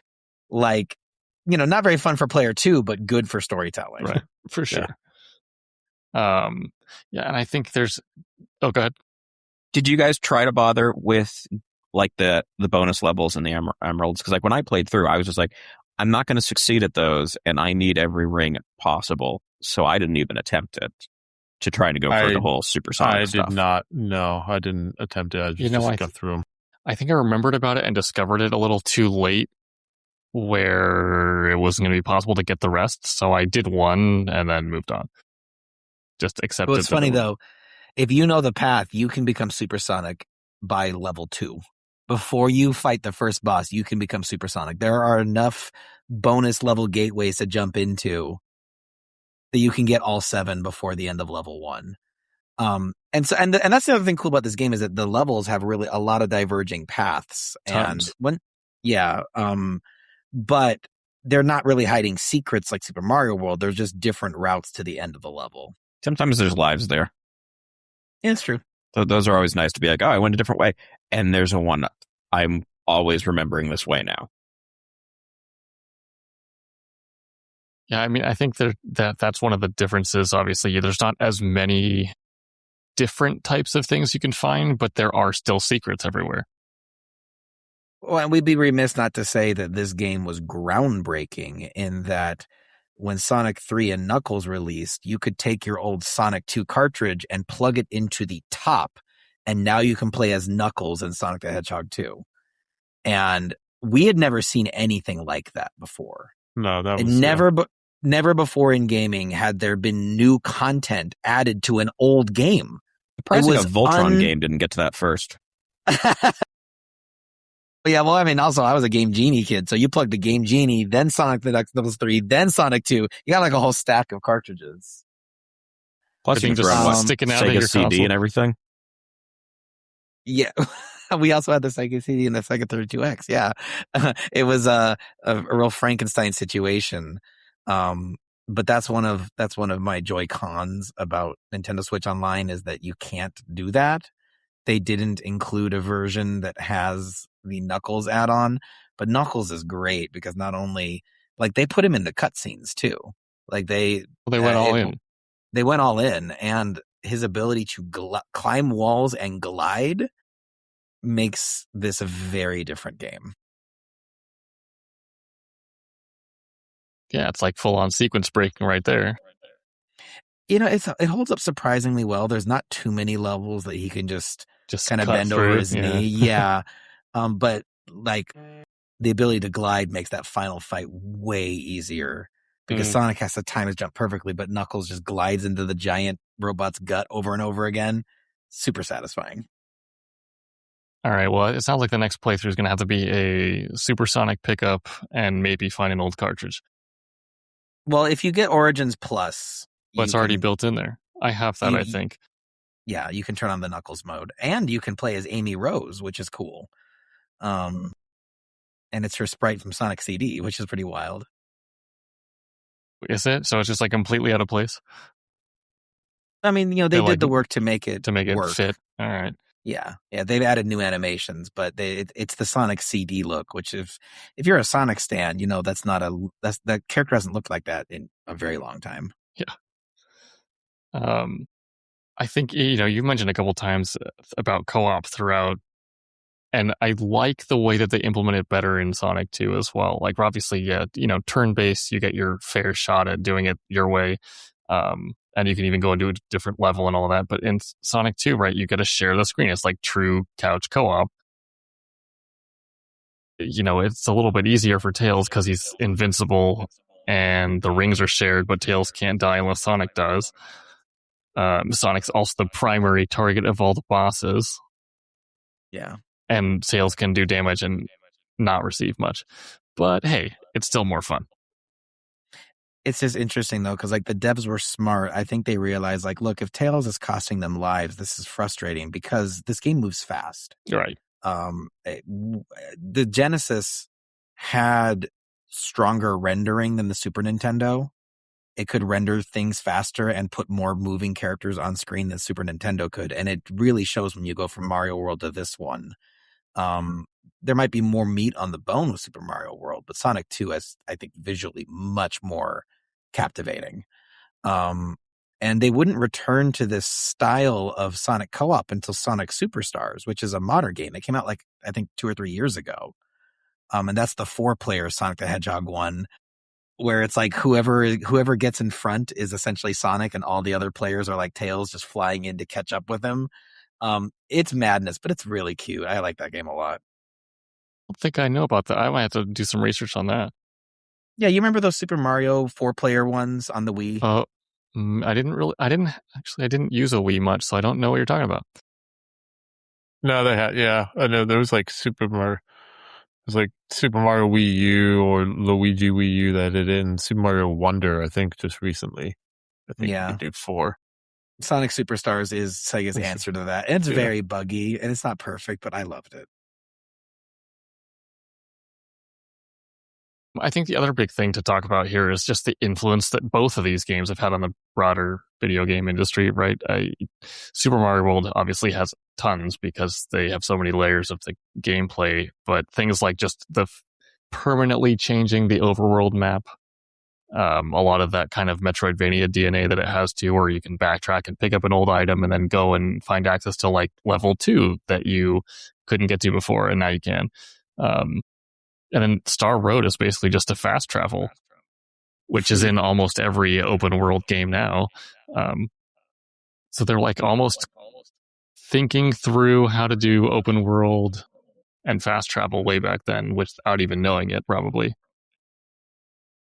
But then you look at Sonic 2 and like its split screen gameplay.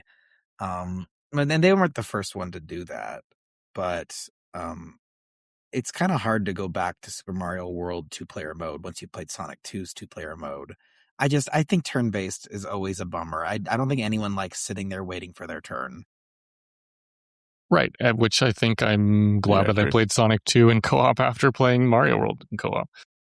Not the other way around. Excellent. Now, these guys do a little something on the old Switcharoo called the Mini Game Minute. Yeah. And JMO has surprised us by bringing one over to our show. So, JMO, the floor is yours. Awesome. Thank you. Well, so this will be quick. I like to try to, I always research a lot for our episodes because I try to do some behind the scenes trivia. And, I'm a middle school teacher, so you got to gamify where you can. So this is just a little trivia game for you guys. It's called Monic or Sario. Because Sonic and Mario have a lot of similarities, but the question is, who did it first? So I'm going to read you a fact that applies to both Sonic and Mario, and I want you guys to guess who did it first. Okay? Okay. So the first one, the question number 1, Sonic or Mario was voiced by a television sitcom star. Was that Mario first or Sonic first? Let's have Andrew go first. Television sitcom star. Yeah. Both Sonic and Mario have been voiced by a television sitcom star, but who did it first? I'm going to say... Oh, now I'm thinking about the modern ones and getting messed up, but I'm going to say Sonic because maybe in the cartoon it was one of those. I don't know the answer. Yeah, that's my guess. I was going to say, don't explain it until the other boys guess. Okay, so you're saying Sonic. Alex? I would say Sonic as well. Just Mike? Thinking back on it. Got to go with Jaleel White as Sonic. That's right. Jaleel White from Family Matters played Sonic in 1993. Mario will be voiced by Chris Pratt from Parks and Rec in 2023. And hold on, Sonic in the new movies is voiced by, I don't know the guy's name, from Parks and Rec as well. That's Ben it. Schwartz, Ben Schwartz. So that's right. That's was right. there first. Urkel is great. Can't go wrong with that. All right, 1 point for everybody. Okay, question number 2. We'll go to Alex guest first this time. Both Sonic and Mario have had a theme park attraction based on their games, but who had it first? Mario or Sonic?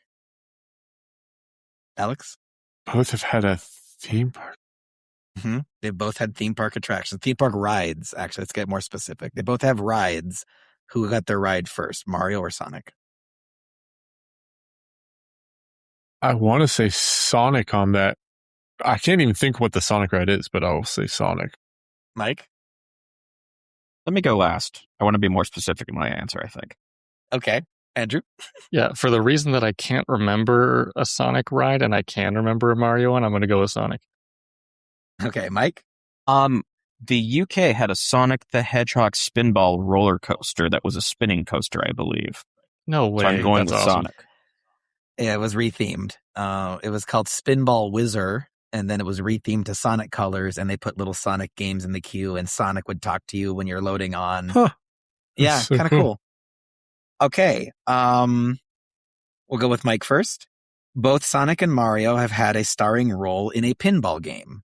Who had it first? I am going to say Mario. Andrew?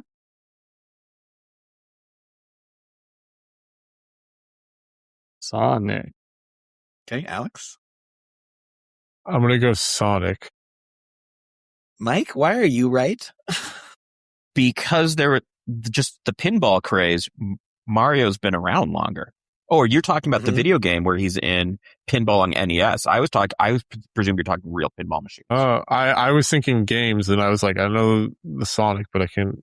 Yeah, and on Mario NES was later. pinball, you see Mario. Interesting. Okay. You play as Mario in one part of the table. You control him as he moves back and forth. One of the first games we covered back in season 1, Pinball for the NES, 1984, has a Mario section. Cool. Yeah, I thought we were talking just like so, physical pinball games, but well, you know what, Mike, it worked in your favor anyway, so don't complain. All right. Question number 4. We're going back to, actually, I think Mike should guess first since he's now in the lead. Both Mario and Sonic appeared in a racing game. Who did it first? Mike, you're guessing first. Yeah, I know.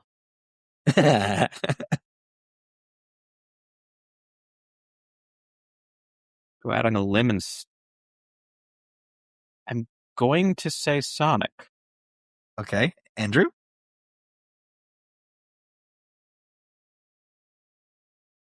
I mean, back on Super Nintendo, there was racing for Mario, which seems wild that it would be... I'm going to go with Mario. Okay, Alex? I'm going to go Mario. So Super Mario Kart, or as Andrew calls it, Racing for Mario, was released in 1992, but Sonic's first ever appearance He's in like any game. A mirror. Mike? He's like hanging from like a mirror, right? In arcade game? 1990s Rad Racer. Sonic is an air freshener dangling from your rearview mirror. And that was 5 months before Sonic the Hedgehog was ever released. All right, last one. The appears was a very key thing in there versus was playable in. Mike knows how I play these goddamn games. All right, last one. Both have been featured in major comic books. Who did it first? Mike, you definitely have to... Let's say double points for this one, so it could be a tie game. Who appeared in a comic first, Sonic or Mario? Mike, your guess. Mario? All right. Alex?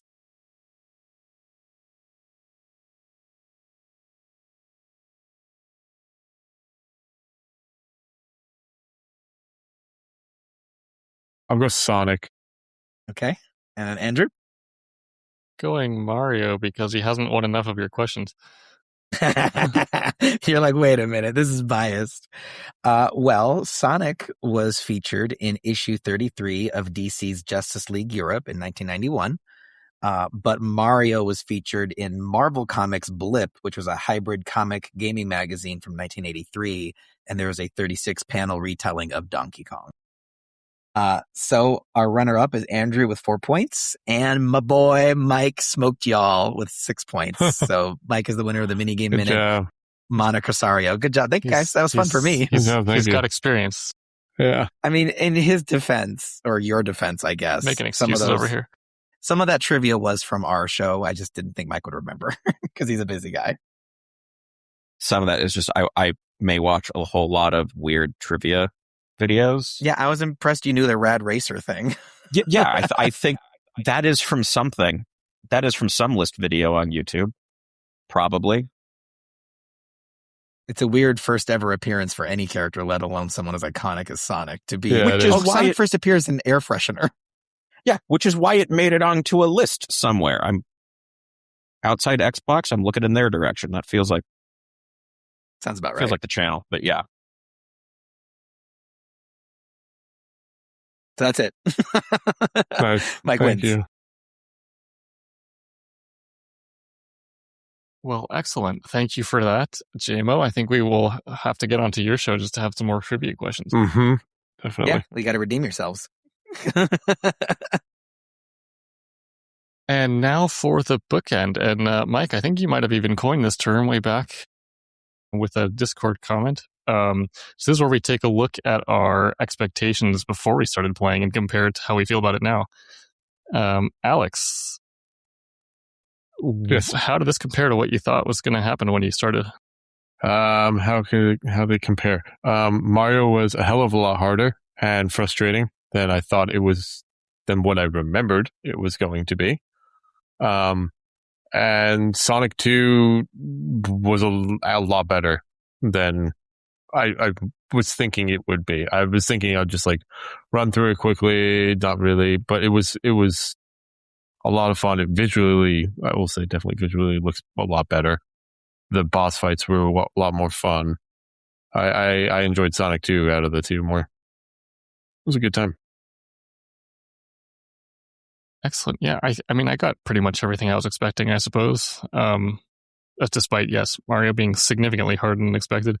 Mm-hmm. Sonic 2 was also surprisingly short after Mario, obviously. Makes sense because of being the second game in the series versus being the fourth. But JMO, you can give us some insight into whether the feature games are a bit longer or are they really just kind of all that brief experience. Well, I mean, I guess it depends on what you mean by future games. Like once we got into the Dreamcast and post-Dreamcast era, like it's like Sonic Adventure, the original Dreamcast one, is one of the most expensive and lengthy and epic in its scope platforming games ever. That game has 6 characters, I think, all of which have different gameplay styles. But if we're referring to retro, Sonic 3 and Sonic 3 and Knuckles were a bit longer. But not significantly. I think the comparison is that Sonic 2 to me is like a roller coaster ride, and Mario World is more like a national park. Like there's more exploration, there's more freedom in Mario World. Mm-hmm. But I think in terms of thrills and visuals, I think Sonic 2 is the clear winner, and it is my preference. I definitely like Super Mario World. I think it's a very, very, very good Mario game. But I mean, Sonic 2, I think on my standing list, I think it's like my second. Yeah, it's my second favorite game we've ever covered. That says a lot, actually. Yeah, Super Mario World is my 19th favorite. So still very good. Out of 110, 19 is nothing to. No, that's slouch. Good. Mike, which one did you prefer? It's definitely Sonic 2. I think, like Super Mario World, I guess maybe the name's probably a tip off, is a much bigger feel of a game than I expected. And honestly, I think up until we played it, I didn't know it meant to be like part of a series. Like I just, in my mind, there's just a whole bunch of games with Mario's name on them. And I didn't really connect it to anything coming before it beyond using Mario. So do you know? Go ahead. Sorry. Yeah. So I didn't really have an expectation for it, and it was a lot bigger than expected, so it impressed me in that way. But I had more fun while playing Sonic 2, even though I still hadn't beaten Sonic 2. Do you know how different Super Mario World 2 is? No. Okay, that'll be a fun discovery for you. Yeah, I'm aware. I've played a little bit of that one. The title is strange when you think about it. It is. It's odd. Is that the one where it just that'll be like for Mike to discover? Thing? Yeah, like Yoshi's the protagonist. It is, with baby Mario on his back. Yeah, and to the point where in the Super Nintendo Classics, this basically emulator in a little plastic box, it doesn't even call it Super Mario World in the main label. It just says Yoshi's Island. Really? Yeah. I mean, it's obviously it shows the box art when you highlight it, but then the title above that is just Yoshi's Island. I guess more people refer to it as Yoshi's Island than Super Mario World 2. Huh. Yeah, I think I just know of it as Yoshi's Island. There you go. Excellent. What would you all give each of these, I guess, on a 10-point scale? Well, for me, Sonic the Hedgehog 2 gets a 10 because I don't really know what I would change. All right. Like I could nitpick and go like, well, the bolts in Metropolis Zone are annoying. It's like, but there's, that's like saying a movie can't be a 10 out of 10 because there's a single scene you don't like. I just think, as my little brother put it, this was the defining moment for Sonic. This is when Sonic became the character that we all know and love so much. This established Tails, a 2-player split screen, 3D bonus stages that make you feel like you're watching Cool Runnings. It's like it doesn't get much better than this. So 10 out of 10. And I suppose just because I like Sonic 2 better, I guess that would make Super Mario World a 9. But I think in terms of 2D Mario games, Super Mario World is very high up there. It wasn't always my opinion on it, but now that I've spent some time with it and beaten it both ways, I rewound and went the long way, and then I beat Star Road like an honest man. So I've definitely come to appreciate just how polished and how much depth there is in that game. So that would be a 9 for me. How about you, Mike? I think I honestly probably would also go a 10 for Sonic 2. Maybe an 8 or a 9 for Super Mario World, especially if it is the Game Boy Advance, 19-word title. Like, definitely for that one. Yeah, you put that as your 11th favorite game, so even higher than I put it. Look at that. But yeah, it has to be said, that's the way to play it if you have access to it, the Game Boy Advance version. Alex, how about you?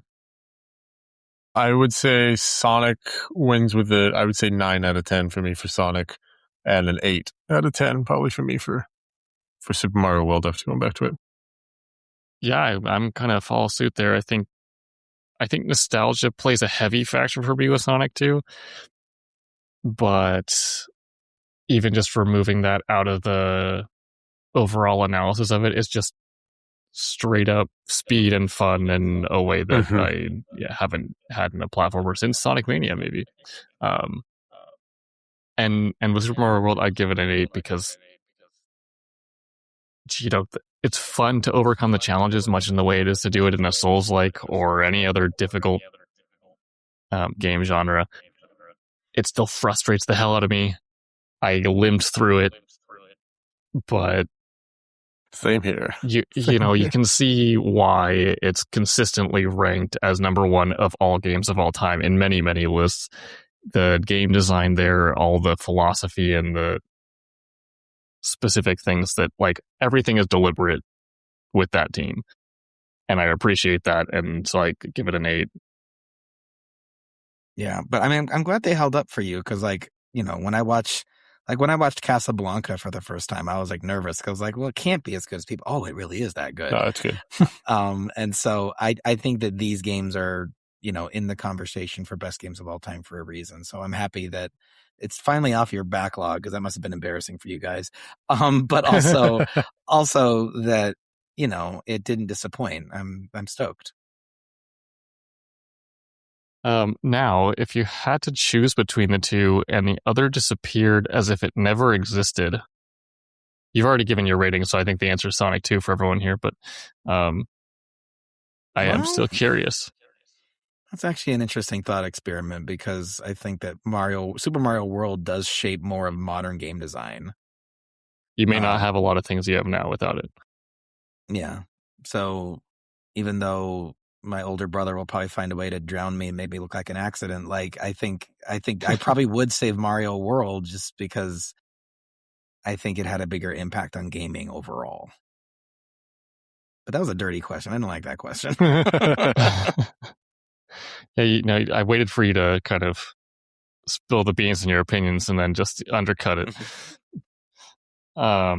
Is there anything about these two games that hasn't already been said? Either here or elsewhere? Probably not. I think so. I think they've all got the praise, everything they deserve.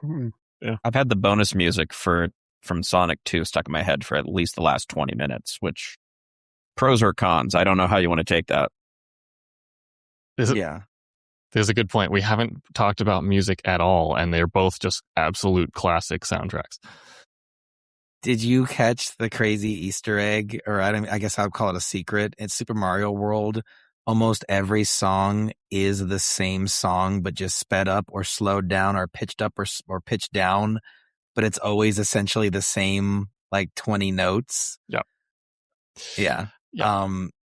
So I love that little twist, and I love that Super Mario World has like that sound to it. But the Sonic the Hedgehog music is so good. Yeah. I mean, the weird thing too is that it just works in Mario. It just works. Like you wouldn't expect the same song a million times to work like that, and it's fantastic anyway. And agreed, Sonic 2 is just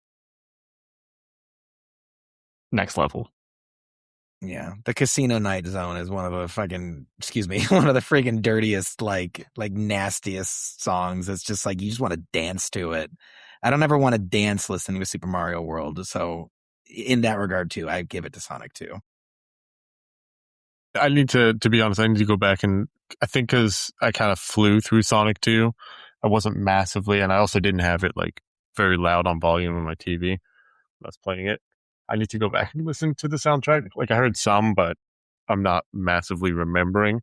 But I'll have to go back and like listen to the soundtrack. Mario World, I can hear in my head, and I kind of know because that one's just that. Well, but, Casino is also one that's really easy to get stuck. Like that's a level that I would frequently run out of time on because you have all these slot machine mechanics. I'd be way too busy with that. Mhm. Yet I have spent too much time with this, and I should have moved on in the level earlier, because then it would turn into like I'm going to run out of time in a way that many of the others don't have happen. Well, it's funny because Alex was saying like I need to listen to the music more. Like you can go into the sound test and play the music for the levels, but that reminded me of one thing we didn't talk about, which is debug mode. It's a cheat code, one of the coolest cheat codes of this era, where if you play the soundtrack, as certain tracks in the right order and boot up the game, player 2 instead of Tails is now a cursor, and you can place any object from the level in front of Sonic. That's so you wild. can put all the rings you want, all the enemies you want, all the spike traps you want. It's like Mario Maker 20 years before 30. Crazy. It's wild. And it breaks the game at points, and things don't render properly. It's crazy pixels. So it was not something that was a feature, but it's very easy to put the cheat code in. And it's very fun to mess with, especially if you have someone to play with you, where it's like, okay, Sonic, try to get to the end of the level while I put a bunch of spikes in your way. So definitely check out debug mode. And I don't believe there's anything like that. I mean, Nintendo doesn't really put cheat codes in their game that break it very often. Right. They're very protective of the overall package in a way that Sega wasn't as much. I mean, which is also why your way to get to the end for Mario still involves having to do the Star Road, whereas you could just put in a code in there and get right to you could do level select too. Yeah, on Sonic 2, yeah. Yeah, I did see something about that. Yeah, you can just kind of choose any level, which is good because you don't have the overworld to go and replay them. And then the definitive version of Sonic 2 is actually on iPhone, because you'll see in the sound test there's a track that does not appear in the game, and it's because it was an unfinished level that was only out in the wild because it was stolen from a gaming convention. Someone physically stole the copy of the game that had the data on it, and it was found on eBay decades later. And so Christian Whitehead, maker of Sonic Mania, purchased or was gifted the file and restored the level. So Sonic 2 on the iPhone has a level that is missing from the version you guys played. Is that still even purchasable? Because I know that a lot of iPhone games end up being removed from the store. Well, the iPhone version is what they ported to Sonic Origins Plus. Is it really? Okay, so I can play it. Why, the iPhone version, you never hear that. Is the definitive version of such a classic game. It's wild. And it's a cool level too. It has like a Robotnik fight, or he has a bunch of music. His machine is like a big band, so he attacks you with trumpets and cymbals. That's awesome. It's so cool. And there's like dinosaur robot. It's only a single stage, but it's pretty sick. All right. Are there any parting thoughts? I mean, I'll say I want a Mario Metroidvania. You know, there's already so many power-ups to choose from, so many biomes. Just give me an interconnected map instead of an overworld level select system and give me some backtracking, and I'd be super happy. I'd prefer that over the standard format. Would he still control like in this game, or would he be a bit heavier like he is in the 3D games? That is for the designer and the developer to determine. I'll give it a shot. Well, I want a Sonic game by the people who make Bayonetta. Like, I want a frenetic Devil May Cry style Sonic action game where like I'm running around, but then I'm also engaged in like crazy hand-to-hand combat with his speed. Yep. You can do that a bit in Sonic Frontiers, but I think a combat focused Sonic game could be sick. Yeah, Platinum Games. I would love that too. Wouldn't you? Everything they do is like basically just that, but just reskin it. Obviously, no guns and all that, but well, I mean, you could. Shadow the Hedgehog has its defenders. That's true. I like it. Let's get both of these into the queue. Yeah. Mike, if you made a new Mario or Sonic game, what would it look like? I feel like yours would be weird, like they run a restaurant or something. It's two directions. Either one, Sonic the Hedgehog Spinball 2. Yeah, that would be sick, actually. Or, this is crazy, what if you did a Mario and Sonic at the Olympics, but Sonic gets to actually run like Sonic and not this nonsense of Sonic can't be faster. Yeah, imagine that. Leave the rest, but just have him just dominate in every track sport. You want the Bo Jackson from Tecmo Bowl is what you want. Yeah. And then some. Excellent. This has been so much fun, guys. Mike and Jamo, where can our listeners tune into the old Switcharoo? Yeah, Mike, you want to plug our website? Easiest way, if you go to theoldswitcharoo.com, that's theoldswitcharoo.com/follow. That will give you links to where we are on all podcast platforms, on social media, our Discord, everything from that one spot. We've also got some links on there somewhere, I think on my profile, to my Twitch, where I stream under Lobaka1977. Generally, whatever we are playing.